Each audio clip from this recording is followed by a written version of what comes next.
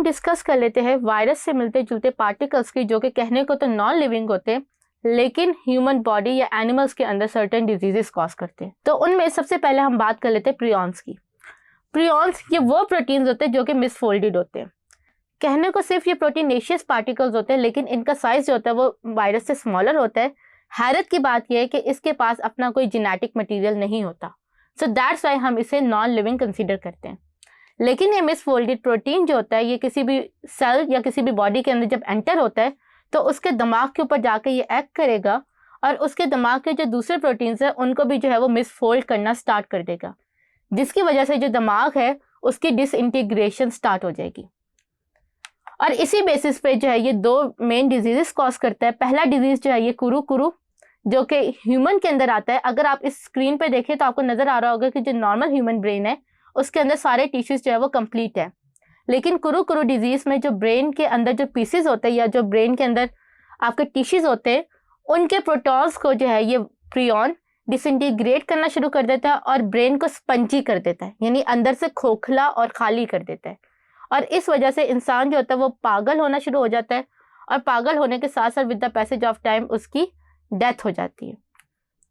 یہی کام جب وہ کیٹلس کے اندر کرتا ہے تو اس کے اندر ہم لوگ جو ہے وہ میڈ کاؤ ڈیزیز کہتے ہیں. اب اس کیٹل کے اندر بھی وہی سیدھا جو ہے یہ دماغ پہ ایکٹ کرتا ہے اور دماغ کو جو ہے وہ اندر سے اس کے پروٹینز کو ڈس انٹیگریٹ کرنا سٹارٹ کرتا ہے، جس کی وجہ سے اس کے پروٹینز جو ہوتے ہیں وہ اندر سے کھوکھلے ہو کے ختم ہونا شروع ہو جاتے ہیں. اور جو کاؤ ہوتی ہے وہ بھی یا جو کوئی بھی کیٹل جو ہوتی ہے وہ بھی جو ہے وہ پاگلوں کی طرح ایکٹ کرنا شروع کر دیتی ہے کیونکہ اس کا دماغ ختم ہونا شروع ہو جاتا ہے اور پھر جو ہے وہ ایونچولی اس کی ڈیتھ ہو جاتی ہے. دوسری جو ہمارے پاس چیز ہے وہ ہے وائرائڈس.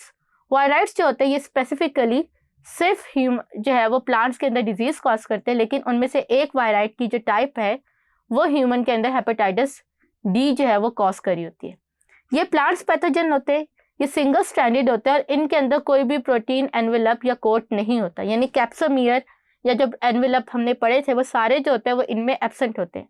تو سائنٹسٹ کے لیے یہ بات مسٹری تھی کہ ایسی چیز جس کے پاس کوئی پروٹین نہیں ہے اس کے وائرس یا اس کے جینوم کو جو ہے وہ ریپلیکیٹ کرنے کے لیے، تو یہ ڈیزیز جو ہے یہ پارٹیکلز جو ہے یہ کیسے جو ہے وہ پلانٹس کے اندر یا ہیومنس کے اندر جو ہے وہ ڈیزیز کاز کرتے ہیں.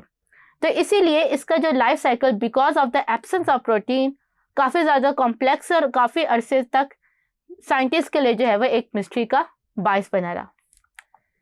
اس کے ساتھ ہی ہمارے چیپٹر کے ٹاپکس جو ہے وہ کمپلیٹ ہو گئے. آئی ہوپ آپ کو آج کے بتائے ہوئے ٹاپکس اچھی طرح سے سمجھ آ گئے ہوں گے. دس از Laiba Tariq from tutorial.pk signing off.